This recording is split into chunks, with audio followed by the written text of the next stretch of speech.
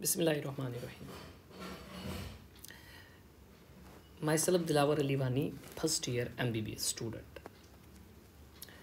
देखिए, हम एक फ़िज़िक्स की एक सीरीज़ स्टार्ट करने जा रहे हैं जिसमें हम नीट फ़िज़िक्स के कुछ इम्पॉर्टेंट चैप्टर्स को डिस्कस करेंगे जो नीट फ़िज़िक्स में सबसे ज़्यादा टफ माने जाते हैं। एक अलग तरीके से हम उसको डिस्कस करेंगे और जानेंगे कि वाकई ये चैप्टर मुश्किल है कि बस इनको मुश्किल तरीके से पढ़ाया जाता है। तो इस सीरीज़ में जो सबसे पहला टॉपिक हमारे पास है तो वो हम डिस्कस करने वाले हैं ऑप्टिक्स का। जो सबसे पहला टॉपिक है हमारे पास जो मैं डिस्कस करूँगा इस सीरीज़ में तो वो है ऑप्टिक्स। अगर हम नीट ऑप्टिक्स की बात करेंगे तो हमारी NCERT में इसके 2 चैप्टर हैं। पहला इसके लिए जो चैप्टर है that is the ray optics और दूसरा जो इसका चैप्टर दिया गया है इस ऑप्टिक्स का वो है वेव ऑप्टिक्स। तो इन दोनों चैप्टर्स से मिलाकर अगर प्रीवियस ईयर पेपर्स की एनालिसिस करी जाए तो 5 से लेकर 6 क्वेश्चंस पर ईयर पूछे जाते हैं। तो यानी अगर हम नीट के अकॉर्डिंग अगर देखें तो ये एक इम्पॉर्टेंट चैप्टर है। तो अगर हम देखें कितना टाइम लगेगा इसको, रे ऑप्टिक्स को हम ख़त्म करेंगे 10 से लेकर 11 लेक्चर्स में हम इसको ख़त्म करेंगे, जबकि वेव ऑप्टिक्स को 7 से लेकर 8 लेक्चर्स तक हम इसको ख़त्म करने जा रहे हैं। देखिए, सबसे पहला जो हम चैप्टर डिस्कस करेंगे इन दोनों में वो है रे ऑप्टिक्स का। रे ऑप्टिक्स का चैप्टर हम सबसे पहले डिस्कस करेंगे। देखिए, रे ऑप्टिक्स का जो कन्वेंशनल तरीका है स्टार्ट करने का वो सब टीचर्स का आम कोचिंग का है रिफ्लेक्शन से, लेकिन हम एक अलग अंदाज से इसको स्टार्ट करने जा रहे हैं according to the weightage in the NEET. जो हॉट टॉपिक्स हैं उन्हें हम पहले डिस्कस करेंगे जहाँ से क्वेश्चन फ्रीक्वेंटली पूछे जाते हैं, और उसके बाद जो टॉपिक्स हैं उनको धीरे धीरे हम डिस्कस करेंगे, जो लेस इंपॉर्टेंट है उनको लास्ट में डिस्कस करेंगे। तो जो सबसे पहला टॉपिक आज हम डिस्कस करने वाले हैं इसमें तो वो आपके पास आएगा रिफ्रैक्शन। सबसे पहला टॉपिक जो है वो है रिफ्रैक्शन, जो हम इसमें डिस्कस करेंगे। सबसे पहला टॉपिक है refraction. What is the refraction? देखिए, अगर हम रिफ्रैक्शन की बात करेंगे तो रिफ्रैक्शन बहुत इंपॉर्टेंट टॉपिक है नीट पॉइंट ऑफ व्यू से, और 10th क्लास में हम सबसे पहले इस रिफ्रैक्शन के बारे में जानते हैं। वही 10th की बातें हैं बट उनको अब और ज़्यादा फाइन करेंगे, उनमें देखेंगे कहाँ हमारे पास गलती थी, कहाँ हम नहीं समझ पाए थे, उनको थोड़ा रेक्टिफाई करेंगे, और नीट में किस तरीके से क्वेश्चन पूछे जाएंगे उनका भी हम कुछ क्वेश्चंस लेक्चर में सॉल्व करेंगे, और आफ्टर द लेक्चर हम कुछ क्वेश्चंस आपको टेलीग्राम के माध्यम से प्रोवाइड करेंगे। तो सबसे पहले रिफ्रैक्शन को समझेंगे। देखिए, रिफ्रैक्शन को समझने के लिए हम ये मान के चलेंगे कि हमारे पास 2 मीडियम है। फॉर एग्जांपल, ये हमारे पास मीडियम 1 है और ये हमारे पास मीडियम 2 है।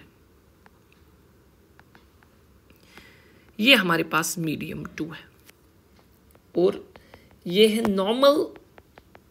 ये है नॉर्मल, जो आपने देखा होगा, normal to the interface separating the 2 media. देखिए, रिफ्रैक्शन का फिनोमिना क्या है। देखिए, अगर लाइट एनर्जी एक मीडियम से दूसरे मीडियम तक चली जाती है, अगर लाइट एनर्जी एक मीडियम से दूसरे मीडियम में चली जाती है तो क्या हो जाता है, ये अपने ओरिजिनल पाथ, जो इसका ओरिजिनल पाथ है उस ओरिजिनल पाथ से ये डिविएट हो जाती है। ये उस ओरिजिनल पाथ छोड़ देती है और बेंड हो जाती है।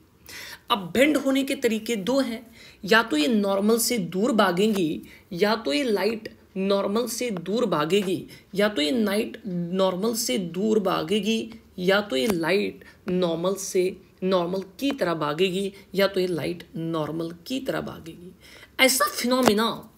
ऐसा फिनोमिना जो लाइट पोजेस करती है, ऐसा फिनोमिना जो लाइट एनर्जी पोजेस करती है, जिसमें लाइट एनर्जी एक मीडियम से दूसरी मीडियम तक चली जाती है और अपने ओरिजिनल पाथ को छोड़कर बेंड हो जाती है या टुवर्ड्स द नॉर्मल और अवे द नॉर्मल, इसी फिनोमिना को रिफ्रैक्शन का फिनोमिना कहते हैं।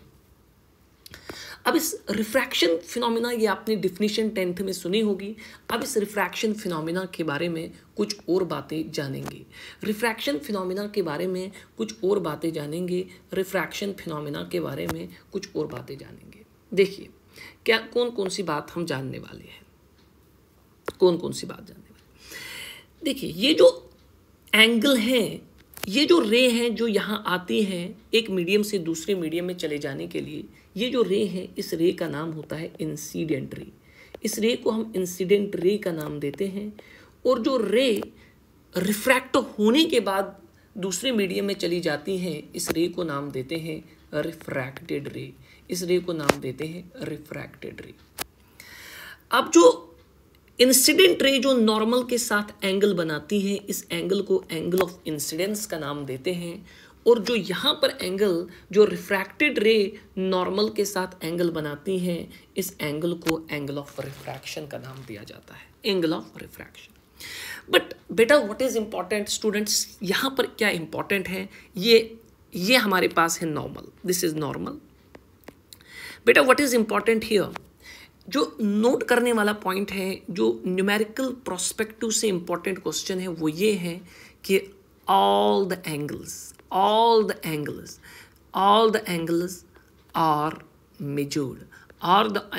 are measured with normal।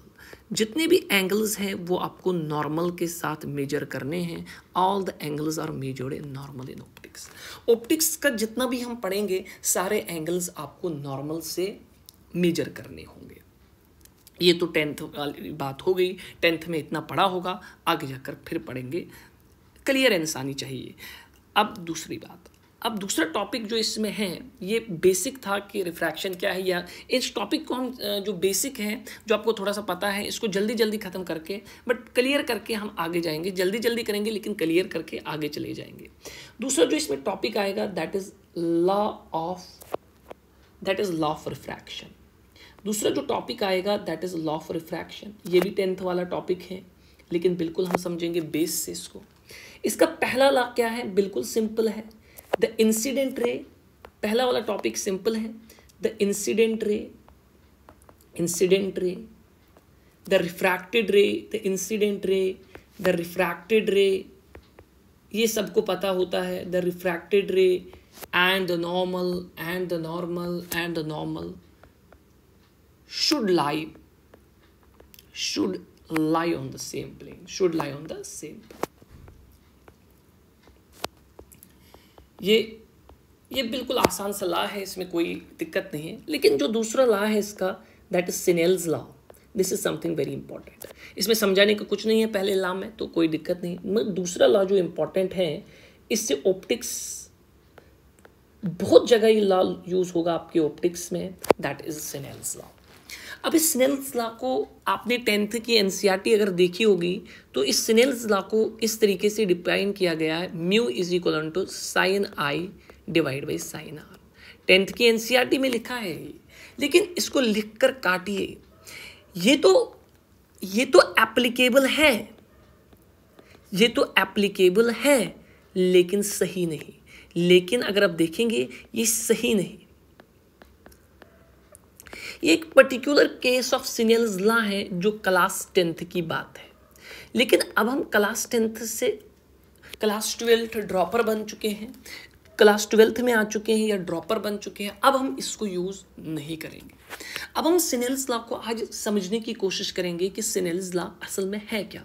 देखिए बिल्कुल हम वही डायग्राम देखेंगे कि ये हमारे पास एक दो मीडियम है, ये एक मीडियम 1 है, ये मीडियम 1 है और ये मीडियम 2 है। ये नॉर्मल है और ये हमारी इंसिडेंट रे आ गई और ये हमारे पास रिफ्रैक्टेड रे आ गई। ठीक, ये बिल्कुल सही। ये जो आपके पास एंगल आया, this is the angle of incidence and this is the angle of refraction. ये बात तो सही है। अब हम 2 मिनट दीजिए मुझे, हम एक टॉपिक डिस्कस करने वाले हैं, रिफ्रैक्टिव इंडेक्स। मान के चलेंगे इस मीडियम का अभी तक आप मानो कि रिफ्रैक्टिव इंडेक्स 2 मिनट के बाद डिस्कस करेंगे। इसका रिफ्रैक्टिव इंडेक्स μ1 है, इसका रिफ्रैक्टिव इंडेक्स μ2 है। 2 मिनट के बाद हम इसको डिस्कस करने वाले हैं, लेकिन स्नेल्स लॉ में काम आएगा तो इसलिए हम इसको पढ़ेंगे पहले। देखिए what Snell's law states, Snell law कहता है कि म्यू जिस मीडियम का म्यू है, फॉर एग्जाम्पल मैं मीडियम 1 की बात करूं, जिस मीडियम का mu multiplied by sine of angle subtended by the light energy with the normal in that angle. For example ये म्यू है म्यू1, ये मीडियम 1 का म्यू है, इसी मीडियम में जो लाइट एंगल बनाएगी नॉर्मल के साथ, उसके साइन के साथ इसको मल्टीप्लाई करिए, ये हमेशा कांस्टेंट आएगा। मैं आपको इसको बिल्कुल क्लियरली समझाऊंगा। फॉर एग्जांपल और इस तरीके से भी कह सकते हो कि ये μ2 है और इसी मीडियम में जो लाइट एंगल बनाएगी उसके साइन के साथ मल्टीप्लाई, यानी μ2 इंटू साइन ऑफ r, दोनों कांस्टेंट, ये भी कांस्टेंट है। और आप इसको इस तरीके भी स्टार्ट, अगर ये कांस्टेंट है इसका मतलब है μ1 साइन ऑफ i, जिस मीडियम का म्यू उसी मीडियम में जो एंगल, यानी μ1 sine of i is equal to μ2, ये मीडियम है और इस मीडियम में जो एंगल उसका sine, that is sine of r, ये दोनों बराबर होगा। यही स्नेल्स लॉ है जो आपको याद रखना होगा। क्या है स्नेल्स लॉ? स्नेल्स लॉ बिल्कुल आसान, क्या है, जिस मीडियम का रिफ्रैक्टिव इंडेक्स उसी मीडियम का एंगल का मल्टीप्लाई, उसी मीडियम के एंगल का मल्टीप्लाई, साइन को साथ लेके दो कांस्टेंट है। तो इस तरीके से स्नेल्स लॉ आप समझ सकते हैं, जिस मीडियम का म्यू उसी मीडियम में देखिए एंगल, उन दोनों को आपस में मल्टीप्लाई करिए तो दोनों का कांस्टेंट आएगा आपको, यानी μ1 sine of i is equal to μ2 sine of r। मैं आपको 3 डायग्राम बनाऊंगा, मैं यहाँ पर 3 डायग्राम बनाऊंगा और 3 डायग्राम से 3 डायग्राम है तो स्नेल्स लॉ में परफेक्शन लाएगी। 3 डायग्राम बनाऊंगा मैं जिससे आपको स्नेल्स लॉ में परफेक्शन मिलेगी, स्नेल्स लॉ में परफेक्शन मिलेगी। पूरा ध्यान से समझना। 3 डायग्राम बनाऊं मैं। जल्दबाजी क्यों करें? जब ये कॉन्सेप्ट ऑप्टिक्स में आना है, बार बार आना है ये कॉन्सेप्ट, हम जल्दबाजी क्यों करें? हम इसको बिल्कुल गहराई के साथ समझेंगे, 3 डायग्राम साथ में लेकर, बिल्कुल गहराई के साथ समझेंगे 3 डायग्राम को साथ लेकर। पहला डायग्राम देखिए, ये मैं 3 डायग्राम ड्रा करने वाला हूँ और इनसे स्नेल्स लॉ में जो परफेक्शन आएगी वो आपको पूरे ऑप्टिक्स में काम आएगा। देखिए बिल्कुल याद रखें, ये 3 डायग्राम मैं यहाँ पर बनाऊंगा। पहला डायग्राम याद रखें, ये मेरे पास लाइट आई, ये 2 मीडियम है। फॉर एग्जांपल ये मीडियम है, इसका रिफ्रैक्टिव इंडेक्स μ1 है, ये मीडियम है, इसका रिफ्रैक्टिव इंडेक्स μ2 है। ठीक, ये लाइट आई, नॉर्मल के साथ एंगल बनाया, angle of incidence 30 degree, incident angle, angle of incidence, ये 30 डिग्री बनाया। अब ये यहाँ गई और यहाँ एंगल ऑफ फाई बनाया इसके साथ।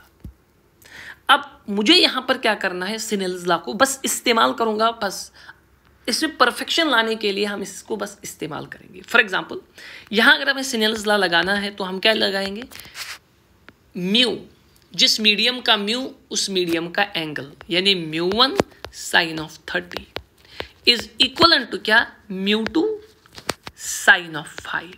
खुद ट्राई कर लीजिए, मेरे देखने से पहले खुद ट्राई कर लीजिए, वीडियो को पॉज कर लीजिए, खुद देखिए कि कैसे करेंगे पहले। दूसरा हम देखें, एरो ज़रूर बनाइए। देखिए जब भी आप लाइट एनर्जी देखें तो एरो ज़रूर बनाइए जो हमें दिखाएगी डायरेक्शन ऑफ एनर्जी फ्लो, कि लाइट एनर्जी किस मीडियम से कहाँ जा रही है, तो एरो बनाना ज़रूरी है रे ऑप्टिक्स में।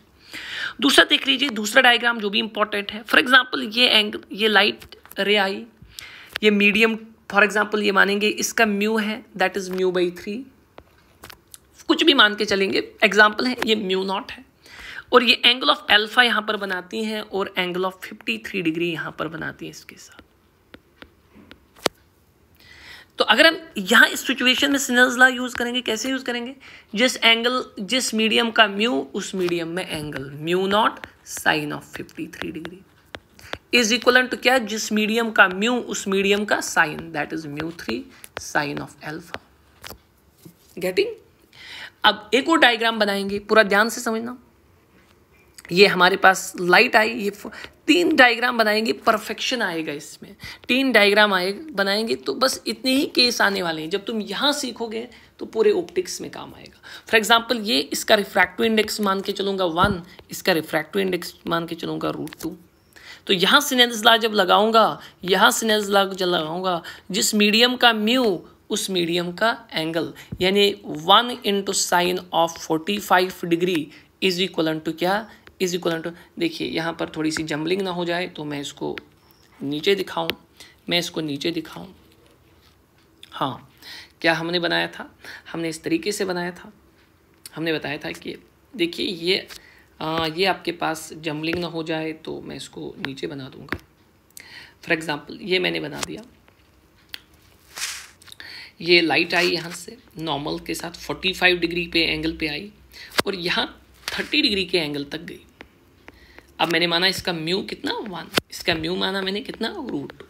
अब यहाँ सिनेल्स लॉ यूज़ करिए, जिस मीडियम का म्यू उस मीडियम का क्या एंगल, यानी 1 × जो इसमें एंगल बना इस मीडियम में, that is sin of 45 is equal to √2 × sin of 30। समझ में आया? अब देखिए 1 × sin of 45 1/√2 is equal to √2 × sin of 30, sin of 30 that's 1/2। तो व्हाट, इसको सॉल्व कर लीजिएगा, दैट्स 2 इज इक्वल टू 2, बिल्कुल आना ही है। अब देखिए इतना कर लीजिएगा, बिल्कुल यूज करना है हमें। अब देखिए, अब जो टॉपिक हम डिस्कस करने वाले हैं that is something very important topic. पूरा ध्यान समझेंगे, अब टॉपिक को पूरा ध्यान से समझेंगे इस टॉपिक को, that is a refractive index. अब जो टॉपिक डिस्कस करने वाले हैं ये पूरी ऑप्टिक्स की जान है, बस इसको समझो। रिफ्रैक्टिव इंडेक्स को बिल्कुल गहराई से हम इस टॉपिक को समझने वाले हैं, रिफ्रैक्टिव इंडेक्स को। देखिए, जब हम अगर आप 12th वाले स्टूडेंट हैं तो ऑप्टिक्स आते आते आपने इलेक्ट्रोमैग्नेटिक वेव तो पढ़ा होगा, और अगर ड्रॉपर हो तब भी तो पढ़ा होगा। इलेक्ट्रोमैग्नेटिक वेव जैसा टॉपिक, एक छोटा सा टॉपिक है बट बहुत मज़ेदार टॉपिक है, इलेक्ट्रोमैग्नेटिक वेव, वो आपने पढ़ा होगा। अब इम्पॉर्टेंट क्या है, मेरी बात समझना। देखिए, रिफ्रैक्टिव इंडेक्स को समझना, डिफिनीशन एक अलग बात है लेकिन इसको समझना एक अलग बात है। देखिए, अगर मैं रिफ्रैक्टिव इंडेक्स की बात करूं, आपने देखा होगा speed of light in vacuum. आप सब जानते हैं speed of light in vacuum कितना है, 3 × 10⁸ मीटर पर सेकेंड। ये आप सब जानते हैं, 3 × 10⁸ मीटर पर सेकेंड, सब जानते हैं। लेकिन अगर आप, ये इसकी सिंपल फॉर्म है, लेकिन जो खूंखार फार्मूला इसकी है कहाँ पर, लेकिन जो खूंखार फार्मूला इसकी है कहाँ पर, इलेक्ट्रोमैग्नेटिक वेव में, वो क्या है, 1/√of μ0 ε0, μ0 ε0। इलेक्ट्रोमैग्नेटिक वेव में आप ये फॉर्मूला पढ़ोगे, इलेक्ट्रोमैग्नेटिक वेव में आप ये फॉर्मूला पढ़ोगे, इलेक्ट्रोमैग्नेटिक वेव में। अब मेरी बात समझना, what is μ0? It is called as magnetic permeability, magnetic permeability. It's called a magnetic permeability of free space. Magnetic permeability of free space. What is ε0? It is called as electric permittivity. पूरा ध्यान से समझना. It is called as electric permittivity of free space. ध्यान से समझना. Speed of light in vacuum is 3 × 10⁸ meter per second, which is also written as 1/√of μ0 ε0, where μ0 is magnetic permeability of free space and ε0 is electric permittivity of free space. What is बेटा important here? अब मेरी बात को जरा ध्यान से समझो. अगर मैं मीडियम की बात करूं, अब देखिए ये वैक्यूम की बात है, लेकिन अगर मीडियम की बात करें अगर लाइट वैक्यूम से नहीं किसी मीडियम से ट्रैवल करें, फॉर एग्जांपल गिलास से वाटर से ट्रैवल करें, तो जब हम स्पीड ऑफ लाइट की बात करेंगे इट कम्स, ये क्या आती है 1 divide by under root of 1 divide by under root of. देखिए ये परमिटिविटी ऑफ फ्री स्पेस है। अब परमिटिविटी ऑफ फ्री स्पेस नहीं आएगी, परमिटिविटी ऑफ मीडियम जिसे हम म्यू लिखते हैं, या म्यू मीडियम लिख लीजिए, कोई दिक्कत नहीं। और यहां एप्सिलॉन था, एप्सिलॉन नॉट था electric permittivity of free space. यह electric permittivity of free space नहीं आएगी, इलेक्ट्रिक परमिटिविटी ऑफ मीडियम आएगी। क्या ये बात समझ में आई? क्या speed of light in medium आपको समझ में आया? It is 1 divide by under root of mu medium into epsilon medium. क्या ये बात समझ में आई? जैसे आपको पता है ये फॉर्मूला सबको पता होता है, इसी फॉर्मूला से हमने देखा कि जब लाइट ट्रेवल कर रही थी वैक्यूम में, यह एप्सिलॉन नॉट और म्यू नॉट यानी फ्री स्पेस के परमिटिविटी और परमेबिलिटी आई। लेकिन जब भी ये मीडियम में ट्रेवल करेगा तो हम परमिटिविटी और परमेबिलिटी किसकी? मीडियम की डालेंगे। समझ में बात आई? नाउ अब हम एक फैक्टर यहां पर डिफाइन करेंगे, that is what we call as mu R and E R. Mu R and E R it is called as relative permeability. It is relative permeability and this ER is called as a relative permittivity. What relative permittivity क्या है? अब relative permittivity किसी भी medium की permittivity होती है with respect to air, कि इस मीडियम की कितनी परमिटिविटी है एयर के रेस्पेक्ट में, या इस मीडियम की कितनी मैग्नेटिक परमेबिलिटी है एयर के रेस्पेक्ट में। फॉर एग्जांपल जैसे density, relative density of any material with respect to density of water at 4 degrees Celsius, it's called as relative density. So it is a relative permeability and relative permeability. और अभी हम एक quantity भी define करने वाले हैं, relative refractive index, refractive index of medium with respect to another, ठीक, या absolute refractive index of a medium with respect to the air. तो अगर हम relative permeability को देखें, it is known as it is defined as कैसे, ये हम डिफाइन करेंगे permeability of medium. This is defined as permeability of the medium divided by permeability of free space. Permeability of medium divided by permeability of free space. And electric permeability is defined as permittivity of medium. It is the permittivity of the medium. It is the permittivity of the medium. It is the permittivity of the medium. Permittivity of the medium. It is the permittivity of the medium divided by permittivity of free space, that is the permittivity of the free space, permittivity of free space. Now इस formula को थोड़ा सा modify करेंगे कि यहाँ हम देखेंगे permeability of the medium is equivalent to mu naught. क्या हम यहाँ पर भी ये बात लिख सकते हैं एप्सिलॉन, क्या हम यहाँ पर भी ये बात लिख सकते हैं, epsilon medium is equal to epsilon R into epsilon naught. इस फॉर्मूला को जब ध्यान से समझना, अब मैं इस फॉर्मूला को थोड़ा सा मॉडिफाई करूंगा। देखिए velocity of light in the medium, जो मीडियम में वेलोसिटी ऑफ लाइट होती है it is 1 divide by under root of. क्या मैं पूरा ध्यान समझना, क्या ये पूरा रेड से हाईलाइट करूंगा, क्या मैं इसको लिख सकता हूँ mu R into mu naught? क्या मैं इसको mu R into mu naught लिख सकता हूँ? क्या मैं इसको mu R into mu naught लिख सकता हूँ? क्या मैं इसको ई आर, इसको लिख सकता हूँ E R into E not, E R into E not, E R into E not? क्या मैं इस फॉर्मूला को ज़रा मॉडिफाई कर सकता हूँ? क्या मैं इस फॉर्मूला को मॉडिफाई कर सकता हूँ 1 divide by under root of mu naught epsilon naught into 1 divide by under root of mu R epsilon R? क्या ये बात समझ में आई? क्या मैं इसको ऐसे लिख सकता हूँ? क्या मैं इस तरह लिख सकता हूँ? क्या मैं ये बात जान सकते हो आप? क्या ये स्पीड ऑफ लाइट सी नहीं है, speed of light in vacuum नहीं है? क्या ये speed of light in vacuum नहीं है? क्या ये speed of light in vacuum नहीं है? क्या speed of light in vacuum नहीं है? क्या speed of light in vacuum नहीं है? हाँ, क्या मैं इसको c divide by under root of mu R epsilon R लिख सकता हूँ? क्या लिख सकता हूँ? हाँ, ठीक यहाँ तक। यानी अगर आप इस फॉर्मूला को बढ़िया केयरफुली के साथ देखोगे कि speed of light in medium is equal to speed of light in vacuum, speed of light in vacuum divide by under root of mu R epsilon R. ध्यान से समझना, यानी अगर हम किसी मीडियम में स्पीड ऑफ लाइट देखते हैं, वो है speed of light in vacuum divide by some factor. यानी कहीं ना कहीं जब लाइट मीडियम में चली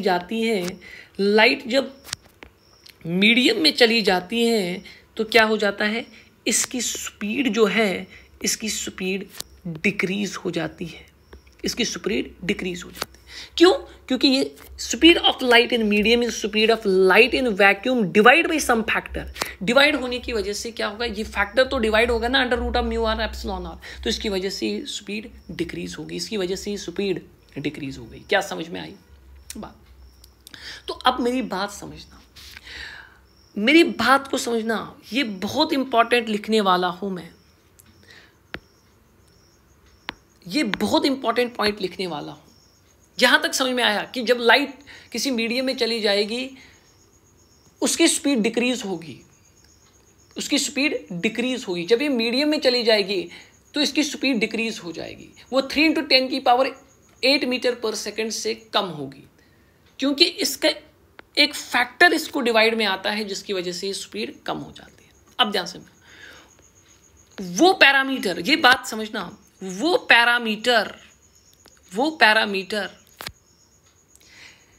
जिससे, या वो फैक्टर जिससे स्पीड ऑफ लाइट कम हुई मीडियम में, वो फैक्टर जिससे स्पीड ऑफ लाइट कम हुई मीडियम में, वो उस मीडियम का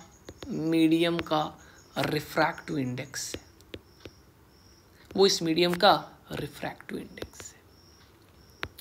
फॉर एग्जाम्पल, इस बात को समझने के लिए मैं ये बताऊंगा, देखिए हम रूम में थे, हम रूम से बाहर चले गए।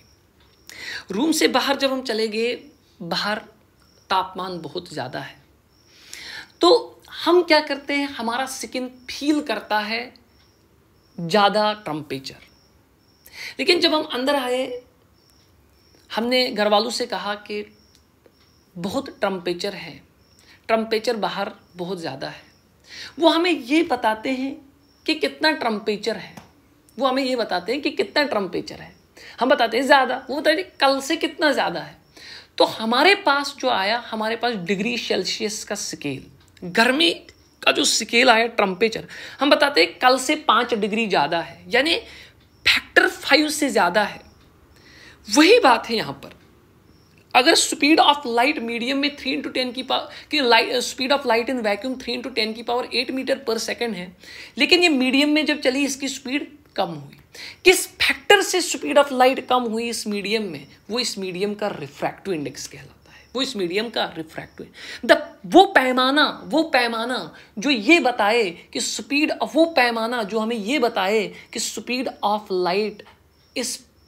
ऑफ लाइट इस मीडियम में कितना कम हुआ, उसे हमने नाम दिया क्या? Refractive index, mu. Refractive index की सिंबल क्या है? म्यू। ये है फिजिकली हम रिफ्रैक्टिव इंडेक्स को ऐसे फील कर सकते हैं, अब इस रिफ्रैक्टिव इंडेक्स को हम थोड़ा सा और बारीकी से समझेंगे कि कैसे हम रिफ्रैक्टिव इंडेक्स को और बारीकी के साथ समझ सकते हैं। देखना, अब हम फॉर्मूला के बेसिस पे रिफ्रैक्टिव इंडेक्स को समझेंगे। देखिए, हम बताते हैं कि रिफ्रैक्टिव इंडेक्स जो है, it is equal to mu is equal to C/V। That is speed of, it is the formula, जो फॉर्मूला आपको याद होना चाहिए, it is C/V, speed of light. Physically आपको पता चला ना, फिजिकल डेफिनेशन क्या है, फिजिक्स की क्या डेफिनेशन है इसकी, वो आपको समझ में आना चाहिए। It is the speed of, क्योंकि आपको आगे काम आएगा, speed of light in vacuum, it is C/V, speed of light in vacuum divide by speed of light in medium, speed of light in medium, speed of light in medium, speed of light in mu is equivalent to speed of light in vacuum divided by speed of light in medium. This is the mu. ये mu आप याद रखेंगे, this is the absolute mu. वो अब मैं आपको बताऊंगा आगे जाकर क्या absolute क्या refractive, वो आगे जाकर हम पढ़ेंगे, ध्यान से समझना. तो आप ये बताएंगे कि refractive index is equivalent to c by v, speed of light in vacuum divided by speed of light in medium. ये आपको समझ में आ गया. अब मेरी बात समझना. देखिए अगर आप इस म्यू को देखेंगे, it is c by mu. c का अगर आप देखेंगे यूनिट दैट इज मीटर पर सेकेंड, और v भी वेलोसिटी है, ये भी स्पीड है, ये भी स्पीड है, तो इन दोनों का यूनिट सेम होगा मीटर पर सेकेंड. तो इससे हमें यही पता चलेगा म्यू जो है ये यूनिटलेस है. This is a unitless and dimensionless. ये यूनिटलेस डायमेंशनलेस है. The mu refractive index is unitless and dimensionless.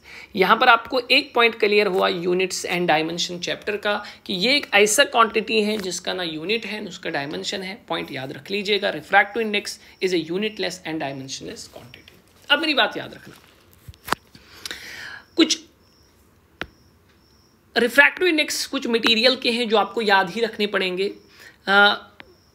Most probably question में दिए होंगे, लेकिन कुछ कॉमन हैं जो आपको याद होने ही चाहिए क्योंकि यूज़ होते हैं. जैसे refractive index of water which is equal to 4/3, refractive index of the glass which is 3/2, refractive index of the vacuum, refractive index of the vacuum आपको याद होना चाहिए, refractive index of the vacuum is 1, refractive index of the vacuum is 1. ये कुछ important हैं जो आपको याद होने चाहिए क्योंकि मोस्ट कॉमनली यूज्ड है. तो आहिस्ता आहिस्ता खुद याद हो जाते हैं, कोई दिक्कत नहीं है इनको याद करने की, ज़रूरी होनी चाहिए, सवाल में दिए जाते हैं. नाउ अब हम एक टॉपिक डिस्कस करने वाले हैं इसी में, that is relative refractive index. क्या टॉपिक डिस्कस करने वाले हैं? That is the relative refractive index. What is relative refractive index? ध्यान से समझना. It is written as a relative refractive index of, for example, हम इस तरीके से लिखेंगे. What is relative refractive index? Now, देखिए यहाँ पर भी आपको एक बात समझाऊंगा. This is actually जो ये relative refractive index है ये बहुत इंपॉर्टेंट क्वांटिटी है. यहाँ पर भी एक बात समझाऊंगा. देखिए जो ये एयर का वाटर का जो रिफ्रैक्टिव इंडेक्स हमने लिखा इसका 4/3 है, ये असल में इसका refractive index with respect to vacuum है. यानी वैक्यूम के रेस्पेक्ट में जो इसका फैक्टर है ना जिससे लाइट डिक्रीज करता है वो है 4/3. इस फैक्टर से ये लाइट को decrease, speed of light decrease कराता है. 4/3 फैक्टर से स्पीड ऑफ लाइट डिक्रीज करेगा. यानी ये वैक्यूम के रेस्पेक्ट में जो इसका रिफ्रैक्टिव इंडेक्स है वो 4/3 है वैक्यूम के रेस्पेक्ट में. वही रिलेटिव रिफ्रैक्टिव इंडेक्स इसको कैसे डिफाइन करेंगे? फॉर एग्जांपल ये आमतौर पे आपको इस तरीके से दिखने को मिलेगा, relative refractive index of the glass with respect to water. देखो इस तरीके से ये प्रेजेंटेशन दिया गया. जो आगे है उसका refractive index with respect to जो पीछे है. यानी इसको कैसे पढ़ेंगे? रिलेटिव, इसको इस प्रेजेंटेशन को कैसे पढ़ेंगे? रिफ्रैक्टिव इंडेक्स ऑफ जो आगे है, आगे कौन है? Glass. With respect to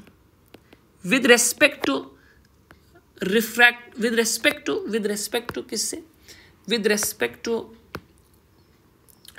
to water. लिखेंगे कैसे? Refractive index of the glass divide by refractive index of water. Refractive index of glass divide by refractive index of water. इसी तरीके से आपको ये दिया होगा μ2 इसको कैसे लिखेंगे?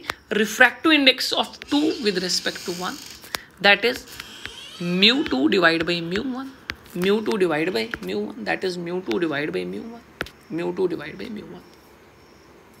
या इस तरीके से इसको पढ़ेंगे कैसे? जो आगे है उसका refractive index with respect to जो पीछे है. यानी relative refractive index of the 2 with respect to 1, refractive index of the 2 with respect to 1, refractive index of the 2 with respect to 1. इस तरीके से दिया होगा रिफ्रैक्टिव इंडेक्स ऑफ 3 1, यानी refractive index of the 3 with respect to 1 which is equal to the refractive index of 3 divide by refractive index of 1। समझ में आया? बहुत। क्या आपको ये बात समझ में आई? क्या आपको ये बात समझ में आई? मेरी बात को जरा ध्यान से सुनना। क्या आपको ये बात समझ में आई? क्या हम इस तरीके से लिख सकते हैं? जिसको समझ में आया होगा वो बिल्कुल ये बात हाँ करेगा। क्या हम इस तरीके से लिखेंगे μ21 is equal to 1 divide by μ12? क्या ये बात समझ में आई आपको?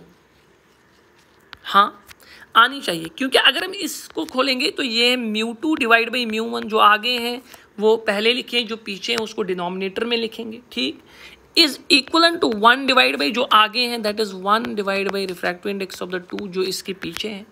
तो ये दोनों तो बराबर है ना, μ2 divide by μ1 is equal to μ2 divide by μ1, तो सेम है। तो ये बात होनी चाहिए आपको अंडरस्टैंड, ये बात अंडरस्टैंड होनी ही चाहिए, इसमें कोई दिक्कत होनी ही नहीं चाहिए। क्या समझ में आया? कोई दिक्कत ना, आगे बढ़े। हाँ, देखिए अब जब आगे बढ़ते चले जाएंगे हम इस कॉन्सेप्ट में, तो अब समझने वाले हैं हम इसमें। देखिए एम्स का क्वेश्चन एक याद आया मुझे, एम्स में एक बार क्वेश्चन आया, बहुत इंपॉर्टेंट है, असर्शन रीजन वाला क्वेश्चन था ये, AR क्वेश्चन था, assertion reason question. Main crux उसका यही था, जिस बच्चे को ये क्लियर होते ये 2 पॉइंट, शायद वो उस क्वेश्चन को बिल्कुल आसानी से करेंगे, हमेशा याद रखना। देखिए जो रिलेटिव एब्सोल्यूट रिफ्रैक्टिव इंडेक्स, 2 चीज़ें याद रखना। पहला है absolute refractive index, absolute refractive index, पहला है एब्सोल्यूट रिफ्रैक्टिव इंडेक्स, पहला है absolute refractive index. Absolute refractive index क्या है? ये है refractive index with respect to vacuum. यानी आमतौर पे जो रिफ्रैक्टिव इंडेक्स हमने यहाँ पर लिखा कि ये 4/3 है, ये 2/3 है, ये 1 है, यानी ये जो है ये असल में विद रिस्पेक्ट टू क्या है? ये टू वैक्यूम।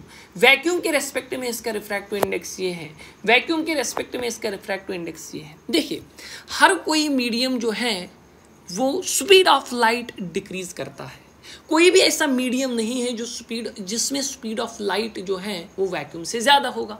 तो यानी हर कोई जो है ये स्पीड ऑफ लाइट को कम करेगा कि नहीं, यानी जो रिफ्रैक्टिव इंडेक्स है विद रिस्पेक्ट टू एयर वो हमेशा ग्रेटर देन 1 होगा। विद रिस्पेक्ट टू एयर जो है ये हमेशा ग्रेटर देन 1, यानी हर किसी मीडियम का रिफ्रैक्टिव इंडेक्स, देखिए refractive index with respect to vacuum, अगर एब्सोल्यूट रिफ्रैक्टिव इंडेक्स यानी refractive index with respect to vacuum है, ये है refractive index with respect to vacuum, यानी ये है refractive index with respect to vacuum. इसका मतलब है refractive index of the medium divide by refractive index of the vacuum, ये है ना refractive index of the medium with respect to vacuum, ये एब्सोल्यूट रिफ्रैक्टिव इंडेक्स। अब ध्यान से समझना, मीडियम का रिफ्रैक्टिव इंडेक्स 1 से ज़्यादा ही होगा, क्योंकि ये स्पीड ऑफ लाइट को कम कराता है। वो पैमाना याद आया, वो पैमाना जिससे स्पीड ऑफ लाइट कम होगा, मीडियम में स्पीड ऑफ लाइट हमेशा कम होगा, तो इसका रिफ्रैक्टिव इंडेक्स 1 से ज़्यादा होगा। तो डिवाइड बाई 1 से ज़्यादा divide by 1 is always greater than 1, यानी एब्सोल्यूट रिफ्रैक्टिव इंडेक्स, पॉइंट याद क्या रखना है, एब्सोल्यूट रिफ्रैक्टिव इंडेक्स जो है, एब्सोल्यूट रिफ्रैक्टिव इंडेक्स जो है, absolute refractive index is always greater than 1. Absolute refractive index is always greater than 1. Absolute refractive index is always greater than 1. Absolute refractive index is always greater than 1. But अगर हम relative refractive index की बात करें, relative refractive index जो होता है, relative refractive index जो है मे बी लेस देन 1 और ग्रेटर देन 1, ये 1 से ज़्यादा होगा या मे बी लेस देन 1 और ग्रेटर देन। कैसे? ये एम्स का सवाल है, उसने बताया था कि ये असर्शन रीजन है, एब्सोल्यूट रिफ्रैक्टिव इंडेक्स हमेशा 1 से ज़्यादा, ये बात आपको समझ में आई। लेकिन relative refractive index less than 1 भी हो सकता है या ग्रेटर देन 1 भी। एक एग्जांपल से समझते हैं। For example relative refractive index of the glass with respect to water is equal to, जो आगे हैं वो पहले, that is the glass with respect to water. अभी मैंने बताया कि ये refractive index of the glass is 3/2, refractive index of the water is 4/3, ठीक। This is equal to 9 divide by 8, 9 divide by 8, this is greater than 1। But अगर हम लिखेंगे relative refractive index of the water, refractive index of the water with respect to glass, that will be refractive index of the water divide by refractive index of the glass, ठीक। That will be equivalent to 4/3 divided by 3/2, which will come upon 8/9, which is less than 1। यानी ये point आपको याद रखना पड़ेगा कि जो relative refractive index है ये 1 से कम भी हो सकता है, 1 से ज़्यादा, लेकिन एब्सोल्यूट रिफ्रैक्टिव इंडेक्स हमेशा 1 से ज़्यादा होगा। एम्स का असर्शन लीजा वाला क्वेश्चन है, बहुत इंपॉर्टेंट। अब ध्यान से समझना, क्या आपको रिफ्रैक्टिव इंडेक्स वाला टॉपिक क्लियर हुआ कि नहीं? क्या दिक्कत है इसमें? कहीं कोई दिक्कत है? नहीं, बिल्कुल आसानी के साथ ये टॉपिक चलेंगे। इसी तरीके से हम सारा ऑप्टिक्स को बिल्कुल मक्खन की तरह क्लियर करेंगे, कोई दिक्कत ही नहीं।